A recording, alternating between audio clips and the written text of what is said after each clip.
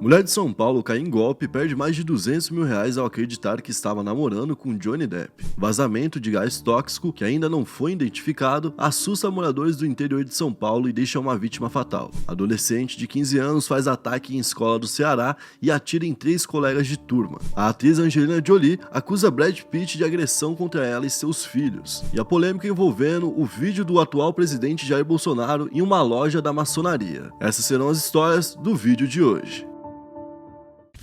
E aí pessoal, beleza? Meu nome é Bruno Fabio, esse daqui é o Planeta Novo e se você ainda não é um inscrito do canal, vai se inscrever agora e deixar o seu like para ajudar a gente. No vídeo de hoje, a gente vai trazer mais um absurdo da semana e hoje eu tenho aqui a presença inenarrável de Diego Blackson, que vai me ajudar de início dando uma meta de likes para esse vídeo de hoje. E aí, meu querido, como é que estamos? E aí, tô bem? Eu tô sempre bem. Tá sempre bem? Tô sempre bem. Que bom, mano. Então, pra gente bater a meta de like e a gente continuar bem, 18.877 likes. 18.877 likes. Na quinta posição, a gente vai falar sobre um golpe que aconteceu com uma senhora de 61 anos que morava em São Paulo. Ela perdeu ao todo R$208 mil e 400.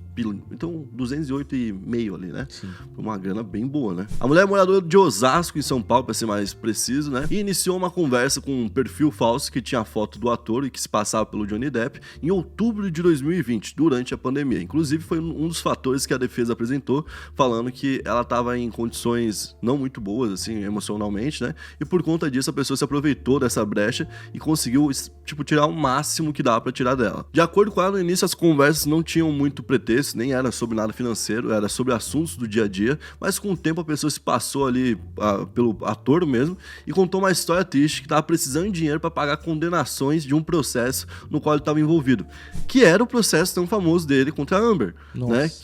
Então, tipo assim, realmente ele se aproveitou muito do desconhecimento dela geral, do que estava acontecendo no contexto do mundo, porque isso aí era uma das coisas mais faladas do mundo, né? Então ele viu que era uma pessoa que estava desconectada com o resto das verdades básicas, né? E se aproveitou disso. Então, ela em nenhum momento desconfiou de coisas que foram básicas, como, por exemplo, ela transferiu o dinheiro para uma conta do Banco do Brasil, que, obviamente, o Johnny Depp não teria. Outra coisa que dá pra desconfiar é o fato de ele estar falando em português, por exemplo, né? Então, Pô, dá muita pena, né, mano? dá pena porque você vê que teve vários avisos ali, mas também, pelo jeito, foi algo que ela manteve em segredo, o que ela não divulgou pra ninguém, que ela não contou pra ninguém, porque quando ela contou, quando o filho dela descobriu, na hora ele viu que era um golpe e foi onde encerrou então e denunciou isso como um golpe, né? Ele falava pra ela que logo ela ia morar com ele, lá nos Estados Unidos, que ia mudar a vida dela e que inclusive ela poderia fazer uma cirurgia plástica pra se adequar melhor ali ao padrão dele, né? E depois se preparar pra morar em Los Angeles com ele.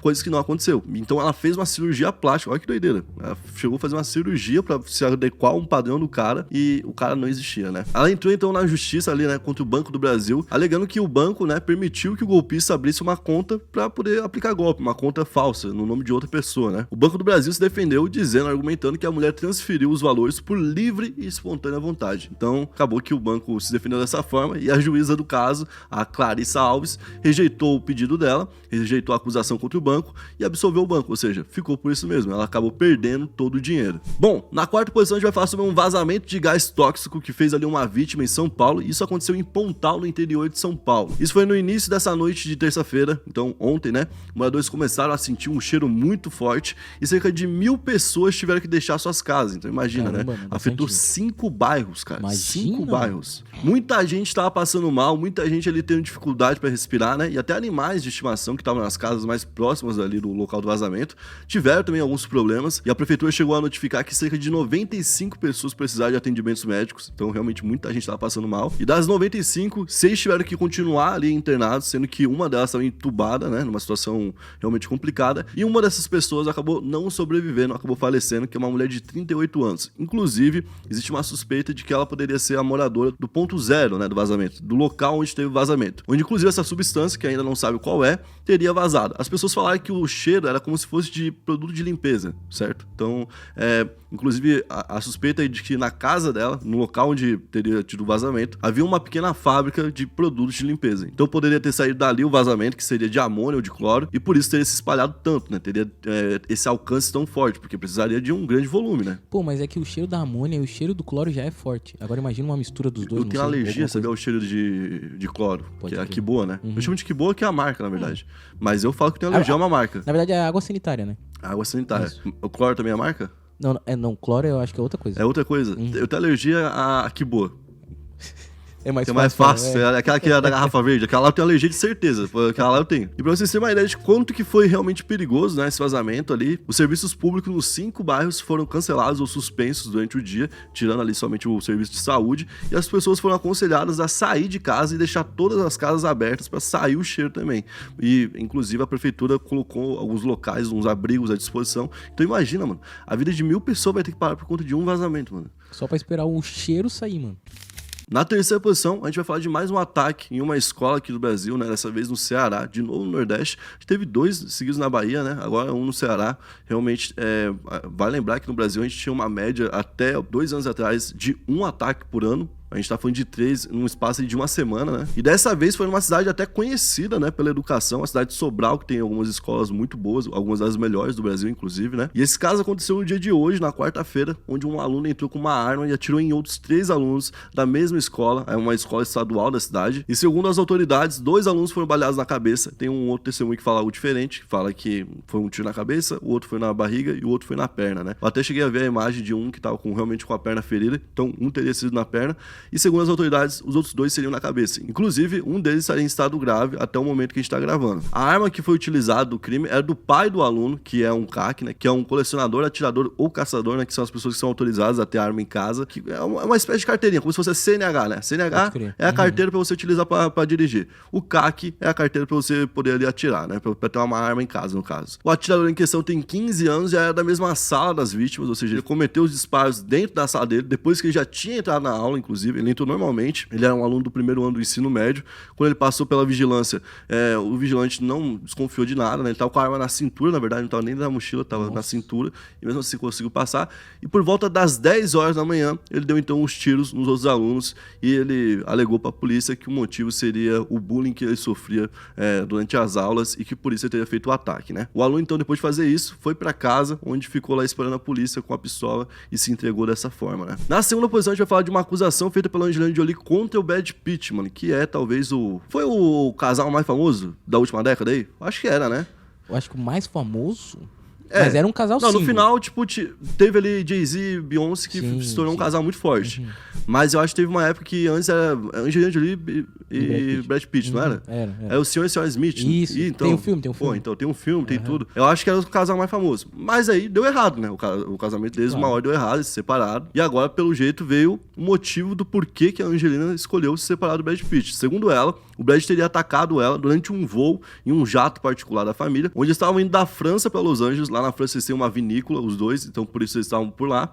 E isso teria acontecido em 2016. O que ele teria feito? Ele teria bebido demais, teria brigado com a família, inclusive falando que a Angelina Jolie era muito pegajosa com os filhos e não deixava ele ter quase nenhum contato. E aí, reclamando disso, ele chegou a atacar ali álcool na galera, tacar bebida, né? Na cara da família dele, assim mesmo, descontrolado, bem loucão. Foi pra cima da Angelina, pegou ela, segundo ela falou que ele chacoalhou ela, assim, tipo, bem forte, berrando com ela, e depois, tipo, empurrou ela contra a parede, tipo, pra machucar ela, né? Então, tipo, agrediu ela dessa forma, começou a discutir com ela, tipo, de uma forma muito severa. Imagina, ele tava, tipo, segurando ela contra a parede, gritando. O filho dela que viu ficou desesperado, foi intervir, e ele bateu no filho dela, então, que eles têm junto, no caso, né? Então, é uma acusação bem forte, inclusive. Brad Pitt já se comunicou ali com um jornal que conseguiu uma nota dele, e ele falou que as acusações são muito graves e são todas falsas, né? Então, tipo, é um próximo caso que provavelmente vai ficar famoso, que provavelmente vai ser muito, vai ter uma cobertura muito forte da mídia, como foi do Johnny Depp, né? Que são duas pessoas muito famosas. E a gente vai ver qual que vai ser a ligação final. Porque o Brad Pitt, em 2019, numa entrevista, ele chegou a falar na época, né? Que ele estava participando do Alcoólicos Anônimos. Principalmente depois que ele tinha se separado da Angelina Jolie. Então, bateria muito com o que ela falou dele estar tendo problema com o álcool, né? Mas não necessariamente também significa que ele tenha agredido ela. Então a gente vai ver como que vai se desenrolar. A acusação é grave, né? Então é muito complicado, porque nessa hora você tem que ter a postura da lei, você ter uma desconfiança, porque sempre é assim, e até para uma pessoa não ser injustamente punida, nem nada do tipo, e aí você acaba tendo que fazer perguntas que, se a pessoa realmente sofreu com isso, é até meio indelicado, né? Você tem que falar, pô, mas como é que foi? Tem alguma filmagem?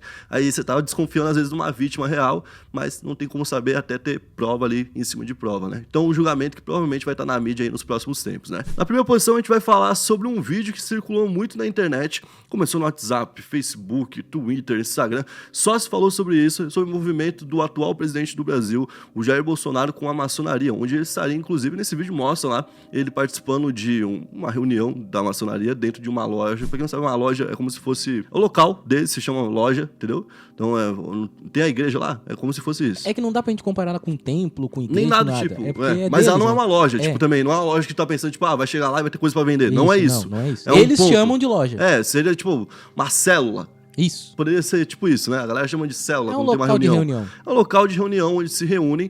E basicamente, cara, ele tava falando com pessoas que faz algum sentido um político tá falando, porque são pessoas que tiveram envolvimento com política em todo o mundo durante muito tempo. A maçonaria é uma reunião de homens que são escolhidos e que são convidados pelos próprios maçons para poder participar do movimento e que vão conhecendo o próprio movimento aos poucos, né? Que no início, por exemplo, não se sabe de quase nada e aos poucos vai entendendo os sinais e tudo mais, se aprofundando. E por isso, ninguém sabe direito até o fim o que é a maçonaria. Mas basicamente são reuniões para aprimorar uma filosofia de vida. Basicamente seria isso. Tanto que a pessoa que está lá, ela pode ter a liberdade religiosa. Ela pode escolher uma religião qualquer, ela pode ter qualquer uma. O cara pode ser do hinduísmo, o cara pode ser do cristianismo, o cara pode ser do judaísmo, o cara pode ser de qualquer uma das religiões. A pessoa tem que ter uma religião. E talvez por isso muita gente não concorde com um cara que é tão pautado no evangélico, tão pautado no cristianismo, né, na sua proposta ali de governo e tudo mais, estar dentro de um local que tenha essa pluralidade ali, né, de religiões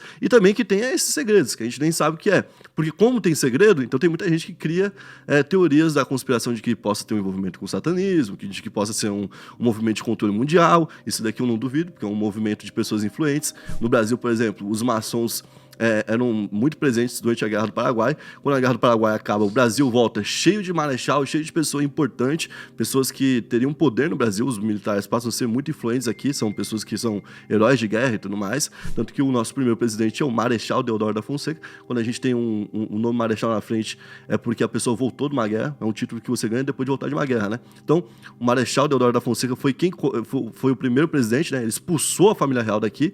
E naquela época, ele era maçom. Então, ele foi o primeiro presidente.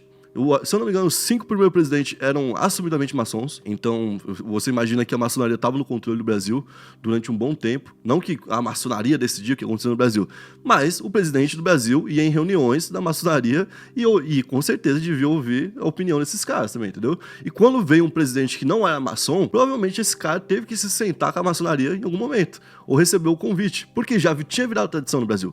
Se a gente lê a história do Brasil, desde o primeiro presidente, a gente tinha ali a presença da maçonaria com o presidente. Era uma companhia constante do presidente. Então, não é algo que me surpreende isso estar acontecendo, mas como a gente falou, o Silas Malafaia, por exemplo, já fez um vídeo antigamente falando sobre o assunto, falando que um cristão não deveria estar andando com a maçonaria, não deveria estar participando da maçonaria, porque seria uma filosofia de vida diferente. Basicamente é isso, né? A única filosofia de vida do cristão deve ser o cristianismo, e não deve ter outra. Então, o cara não pode ser, por exemplo, cristão e ser, sei lá, niilista.